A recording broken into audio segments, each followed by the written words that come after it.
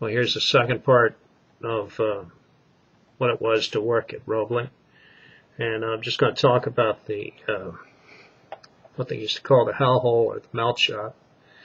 And as a learner conductor, basically I was the conductor because I knew the place pretty well, and I didn't really have to have anybody teach me that place or its layout. I had a good communication with the millwright who was responsible for production, and the millwright coordinating with the conductor in the railroad yard. The two of them together are what makes things play a major part in making things happen. Now, basically the mold is roughly, I'm going to guess now because I don't remember exactly, about 12 feet high, and is balanced on a steel flat car. There's little cutouts in there for the square beveled bottom to fit into, if that's the right terminology to use. But it's still pretty easy to tip over if you hit something hard enough. And we had accidents like that where freshly poured molds would tip over, and it'd be just like watching dominoes, and you see all that molten steel pouring out, and it's really pretty spectacular, and you better get your ass out of the way of it too, because it'll burn you to death. The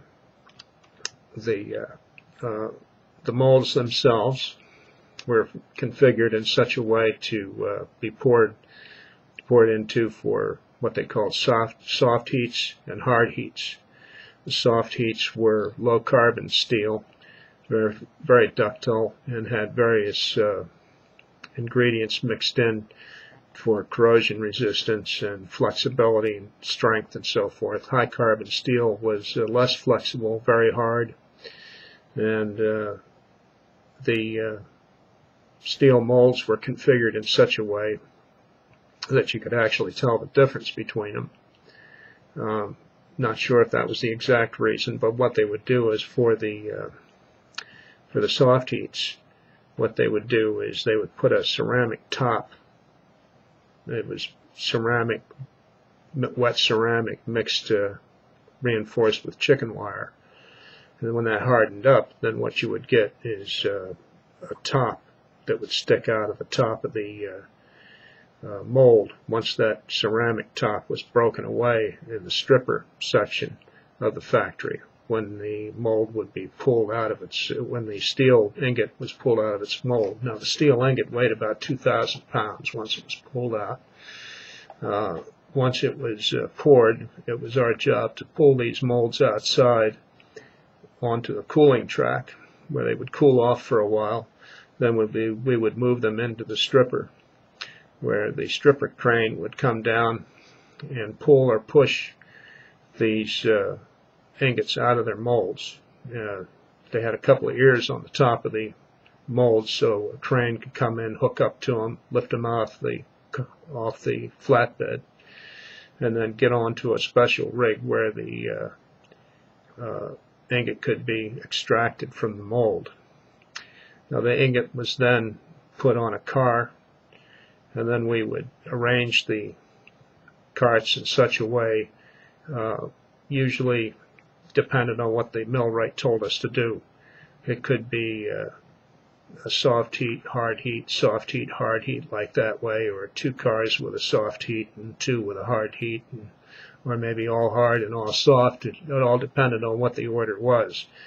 And the manufacturing order would come from somebody else who would, that order would come down to the millwright right in the melt section. And that made us responsible for getting that right, so that the product at the other end of the process was exactly what the customer wanted to order. If you think about that for a second, if I mixed those cars up the wrong way and delayed production, that delayed everything else down the way. Well, the next process was to put those ingots into the soaking pits, line them up for the soaking pits, where they would right on the cars, and then this ram would come out and push them right into the soaking pit. It was just like a gigantic oven, I think gas-fired. I believe it was gas-fired, and they would be soaked in that oven for up to, I think, 2 weeks in the heat. These ingots would be like oh, they'd be like past red hot. Very soft when they came out. Not soft so you could touch them, believe me. If you got near them, you'd catch fire. But then they'd be rolled out to what they call 4x4 billets. You know, they weren't really 4 feet long or 4 feet wide. I think they were more like 6 inches wide and 2 feet long at the most. And then they would be cut into those sections, so they would be a lot easier to manage as far as rolling them. Then they would go through a heated rolling process, and eventually you'd roll them out to 1-inch diameter rods, as they call them, that could be rolled onto a reel. And then that would be the raw material that you would use to draw wire. Now, drawing wire was a long process. So you go through many shops drawing it down one measurement at a time till you got exactly what the order called for.